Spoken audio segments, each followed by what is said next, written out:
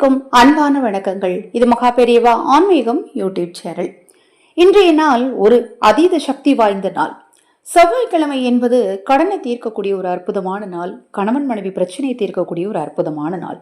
அமாவாசை என்பது முன்னோர் வழிபாட்டிற்குரிய ஒரு முக்கியமான நாள். ஒரு மனிதனுக்கு கடன் எதனால ஏற்படுது? கர்ம வினை தான் காரணம். கர்ம வினையை தீர்க்கக்கூடிய ஒரு சக்தி முன்னோர்களின் அருளுக்கு இருக்கு. முன்னோர்களின் அருளை பெறக்கூடிய அற்புதமான ஒரு அமாவாசை நாளில் வரக்கூடிய சோடச கலை நேரம், அதுவும் செவ்வாய்க்கிழமையில வந்திருக்கு. இந்த நாளில் முதல்ல சோடச கலை நேரம் என்ன, பண வசியம் உண்டாக என்ன பண்ணணும், நினைத்த காரியங்கள் நடக்க என்ன பண்ணணும் அப்படிங்கறத தான் இந்த பதிவில் நாம தெரிஞ்சுக்க இருக்கிறோம். 21/10/2025 ஐப்பசி மாதத்தின் 4ஆம் நாள் செவ்வாய்க்கிழமையில் மாலை 4:48 இருந்து 6:48 வரைக்கும் சோடச கலை நேரம் இருக்கு. சித்தர்களும் முனிவர்களும் வரத்தினை பெற்ற ஒரு அற்புதமான இந்த நேரத்துல நமக்கும் கேட்ட வரம் கிடைக்க எளிமையான சூட்சமங்களை மட்டுமே செய்தால் போதுங்க.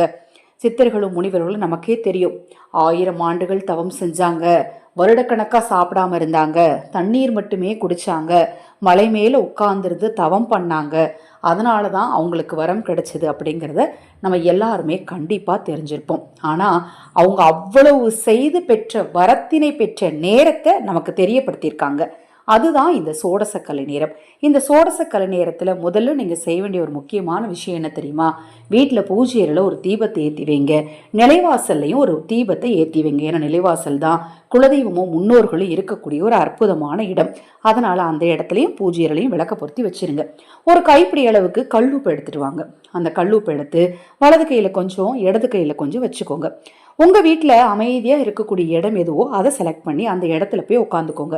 குறிப்பிட்ட இந்த நேரத்துல எந்த நிமிஷத்துலனாலும் உங்களுக்கு தேவையான வரம் கிடைக்கும் அப்படின்னு சொல்லப்படுது. அதனால இந்த நேரத்தை எக்காரணம் கொண்டும் தவற விடாம உங்க வீட்டுல அமைதியா இருக்கக்கூடிய இடத்துல வலது கையில கொஞ்சம் இடது கையில கொஞ்சம் உப்பை வச்சுட்டு சம்மணம் போட்டு உட்காந்துக்கோங்க. வெறும் தரையில உட்காராதீங்க.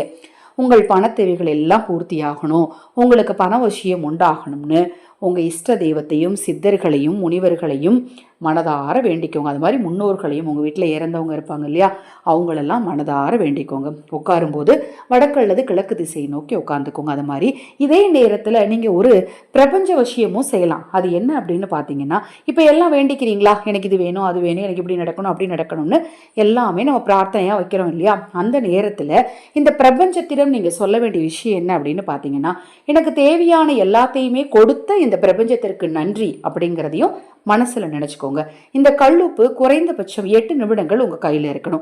அப்படி இருக்கும்போது எப்படின்னா நல்லா இறுத்தி பிடிக்கணும், உங்க கையில வேர்க்க ஆரம்பிக்கணும். அந்த அளவுக்கு நீங்க அதை இறுக்கி பிடிச்சு உட்காந்துருக்கணும். கண்களை இறுக்கமா மூடிக்கோங்க. அது மாதிரி முடிந்தால் உங்களுக்கு தெரிந்த ஏதாவது ஒரு மந்திரங்களை நீங்க தாராளமா சொல்லலாம்.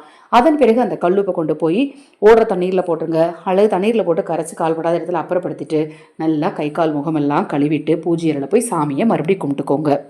செவ்வாய்க்கிழமையில ஐப்பசி அமாவாசை சோடசக்கலை நேரத்தை தவறாம பயன்படுத்திக்கோங்க. உங்க வாழ்க்கையில இருக்கக்கூடிய பிரச்சனைகளும் தீரும், எப்பேற்பட்ட கடனும் நிச்சயமா தீரும். இது போன்ற எண்ணற்ற தகவல்களை தெரிந்து கொள்ள நம்ம சேனலை சப்ஸ்கிரைப் பண்ணிக்கோங்க. வருகிற கந்தசஷ்டி சத்ரு சமுகார பரிகார வேல் யாகத்துல உங்க குடும்ப உறுப்பினர்களுக்கு நீங்க பரிகார யாகம் செய்துக்க விரும்புனீங்க அப்படின்னா 9344692042 இந்த வாட்ஸ்அப் எண்ணுக்கு தொடர்பு கொள்ளுங்க. இன்று அமாவாசை நாள் ஆதரவற்றவர்களுக்கு உணவளிக்க விரும்பினாலும் இதே வாட்ஸ்அப் எண்ணுக்கு தொடர்பு கொள்ளுங்க. ஹரஹர சங்கர ஜெய ஜெயசங்கர, ஹரஹர சங்கர ஜெய ஜெயசங்கர. மகா பெரியவா திருவடிப்பாதம் சரணம் சரணம். இந்த பதிவை கேட்டுக்கொண்டிருக்கும் உங்களது அனைவரது வாழ்விலும் குலதெய்வத்தின் அருளாலும் மகா பெரியவாவின் அருளாலும் நல்லதே நடக்கட்டும்.